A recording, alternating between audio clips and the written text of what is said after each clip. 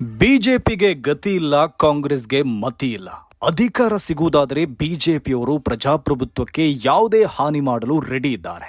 ಹಾಗೆ ಕಾಂಗ್ರೆಸ್ಸಿಗರು ಕೂಡ ಮಾನ ಮರ್ಯಾದೆ ಬಿಟ್ಟು ಬಿಜೆಪಿಗೆ ಮಾರಾಟವಾಗಲು ಸಿದ್ಧರಿದ್ದಾರೆ. ಈ ಕಾಂಗ್ರೆಸ್ನವರು ತತ್ವ ಸಿದ್ಧಾಂತ ಅಂತ ಹೇಳೋದೆಲ್ಲ ಪುಸ್ತಕದ ಬದನೆಕಾಯಿ ಅಷ್ಟೇ. ಅವರೆಂತಹ ವಿಶ್ವಾಸಘಾತಕರು, ಸೈದ್ಧಾಂತಿಕ ದ್ರೋಹಿಗಳು ಅನ್ನೋದಕ್ಕೆ ಚಾಮರಾಜನಗರದ ನಗರಸಭೆಯ 2ನೇ ಅವಧಿಯ ಅಧ್ಯಕ್ಷ ಮತ್ತು ಉಪಾಧ್ಯಕ್ಷರ ಚುನಾವಣೆಯೇ ಸಾಕ್ಷಿ ಇದೆ.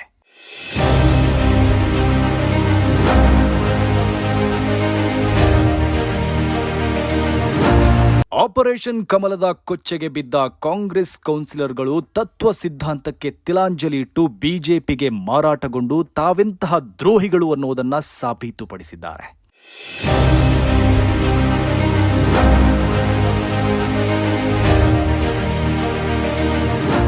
ಚಾಮರಾಜನಗರ ನಗರಸಭೆಯಲ್ಲಿ ಕಾಂಗ್ರೆಸ್ ಮೈತ್ರಿಕೂಟಕ್ಕೆ ಸ್ಪಷ್ಟ ಬಹುಮತ ಇತ್ತು. 30 ಸದಸ್ಯ ಬಲದ ನಗರಸಭೆಯ ಅಧ್ಯಕ್ಷ ಮತ್ತು ಉಪಾಧ್ಯಕ್ಷರ ಚುನಾವಣೆಯಲ್ಲಿ ಸ್ಥಳೀಯ ಶಾಸಕರು ಮತ್ತು ಸಂಸದರ ಮತಗಳು ಸೇರಿ ಕಾಂಗ್ರೆಸ್ ಕೂಟಕ್ಕೆ 17 ಮತಗಳಿತ್ತು. ಕಾಂಗ್ರೆಸ್ 8 ಸದಸ್ಯರನ್ನ ಹೊಂದಿದ್ರೆ ಎಸ್ಡಿಪಿ ಪಕ್ಷದ 6 ಮತಗಳು, ಓರ್ವ ಪಕ್ಷೇತರರ ಬೆಂಬಲ ಕೂಡ ಇತ್ತು. ಹಾಗೆ ಓರ್ವ ಬಿಜೆಪಿ ಸದಸ್ಯ ಕೂಡ ಕಾಂಗ್ರೆಸ್ ಬೆಂಬಲಿಸಿದ್ರು. ಅಲ್ಲಿಗೆ 18 ಮತಗಳು ಕನ್ಫರ್ಮ್ ಆಗಿತ್ತು. ಗೆಲ್ಲೋಕೆ ಬೇಕಾಗಿದ್ದು ಕೇವಲ 16 ಮತಗಳು. ಆದರೆ ಕೊನೆಯ ಕ್ಷಣದಲ್ಲಿ 4 ಕಾಂಗ್ರೆಸ್ ಕೌನ್ಸಿಲರ್ಗಳು ಕೈಕೊಟ್ರು.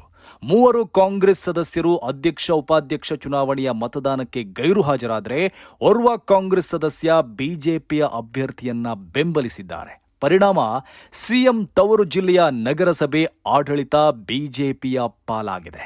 ಕಾಂಗ್ರೆಸ್ ಮೈತ್ರಿಕೂಟಕ್ಕೆ ಬಹುಮತ ಇದ್ದ ನಗರಸಭೆಯಲ್ಲಿ ಕಾಂಗ್ರೆಸ್ ಅಧಿಕಾರ ಕಳೆದುಕೊಂಡಿದೆ. ಇದನ್ನ ಅಧಿಕಾರ ಕಳೆದುಕೊಂಡಿದೆ ಅಂದ್ರೆ ತಪ್ಪಾಗತ್ತೆ. ಕಾಂಗ್ರೆಸ್ನವರು ಅಧಿಕಾರ ಪೀಠವನ್ನ ಬಿಜೆಪಿಯವರ ಪಾದಕ್ಕೆ ಒಪ್ಪಿಸಿದ್ರು ಅಂದ್ರೆ ಸರಿಯಾಗತ್ತೆ. ಬಹುಮತ ಇದ್ರೂ ಇವರು ಬಿಜೆಪಿಗೆ ಅಧಿಕಾರ ಕೊಡ್ತಾರೆ ಅಂದ್ರೆ ಇವರನ್ನ ಜನರು ಇನ್ಮೇಲೆ ನಂಬೋದಾದ್ರೂ ಹೇಗೆ?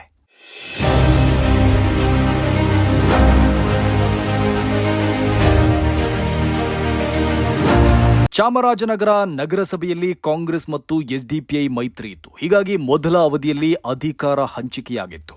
ಕಾಂಗ್ರೆಸ್ ಅಧ್ಯಕ್ಷರು ಮತ್ತು ಎಸ್ಡಿಪಿಐನ ಉಪಾಧ್ಯಕ್ಷರು ಆಡಳಿತ ಮಾಡಿದ್ರು. 2ನೇ ಅವಧಿಯಲ್ಲೂ ಕಾಂಗ್ರೆಸ್ ಮತ್ತು ಎಸ್ಡಿಪಿಐ ನಡುವೆ ಮೈತ್ರಿ ಆಗಿತ್ತು.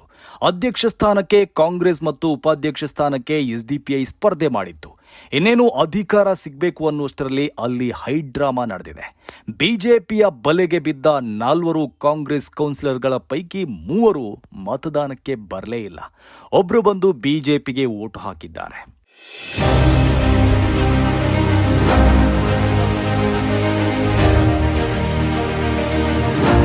ಹೇಳಿ ಕೇಳಿ ಚಾಮರಾಜನಗರ ಜಿಲ್ಲೆ ಸಿಎಂ ಸಿದ್ದರಾಮಯ್ಯನವರ ತವರು ನೆಲ.